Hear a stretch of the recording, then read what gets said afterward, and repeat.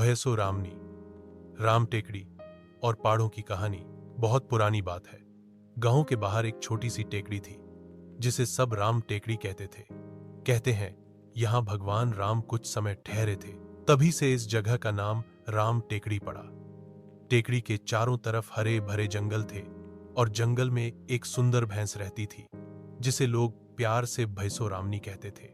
भैसो रामनी बहुत सीधी सादी थी, पर उसमें एक खासियत थी, उसके सींगों में जादू था। कहते थे जो भी उसके सींग को छू ले उसकी सारी थकान उतर जाती और उसके घर सुख शांति आ जाती।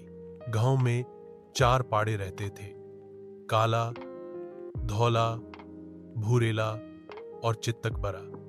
ये चारों पाड़े बड़े शरारती थे।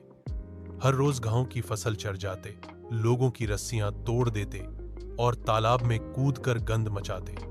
गांव वाले बहुत परेशान हो गए।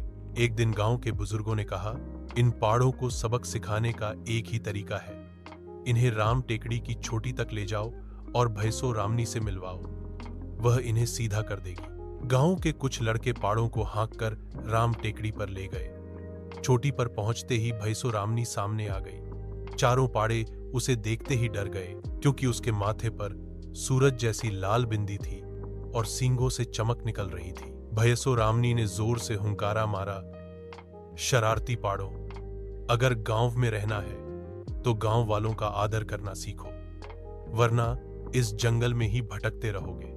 पाड़ों के मन में डर बैठ गया। वे सिर झुकाकर भैसो रामनी के पैर में लौट गए। तभी उसके सींगों से हल्की रोशनी निकली और चारों पाड़े सीधे सादे हो गए। अब वे गांव के काम में मदद करने लगे, खेत जोतने, बैलगाड़ियों में जुड़ने और गांव के बच्चों के साथ खेलने लगे। गांव वाले बहुत खुश हुए। उन्होंने हर साल राम टेकड़ी पर मेला लगाना शुरू किया और भैसो रामनी की पूजा करने लगे।